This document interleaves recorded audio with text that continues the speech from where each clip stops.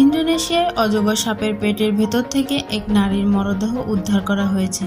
দেশটির পুলিশ জানিয়েছে, দক্ষিণ সুলিওসি প্রদেশের সিতেবা গ্রামে ঘটেছে এমন মর্মান্তিক ঘটনা। এটি এই প্রদেশের গত এক মাসে সাপে আক্রমণে কোনো মানুষ নিহত হওয়ার দ্বিতীয় ঘটনা। সিরিয়াতি নামের ৩৬ বছর বয়সী ওই নারী গতকাল সকালে অসুস্থ সন্তানের জন্য ওষুধ কিনতে বের হন, কিন্তু তিনি ফিরে না আসায় আত্মীয় স্বজনরা খোঁজাখুঁজি শুরু করেন। সিরিয়াতের স্বামী আদিনসা বাড়ি থেকে ৫০০ মিটার দূরে তার জুতা এবং প্যান্ট পরে থাকতে দেখেন। এর কিছুক্ষণ পর তিনি একটি বড় অজগরকেও দেখেন, যা রাস্তা থেকে ১০ মিটার দূরে অবস্থান করছিল। ওই সাপটি তখন জীবিত ছিল। সিরিয়াতের স্বামী দেখতে পায় সাপটির পেট অনেক বড়। তখন তার সন্দেহ বাড়ে।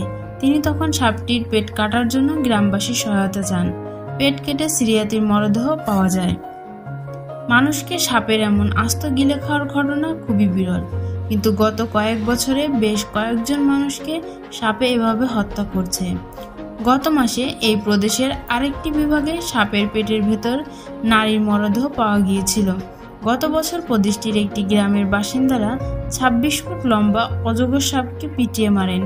গ্রামবাসী দেখতে পান সাপটি গ্রামের এক কৃষককে শ্বাসরুদ্ধ করে গিলে খাচ্ছে।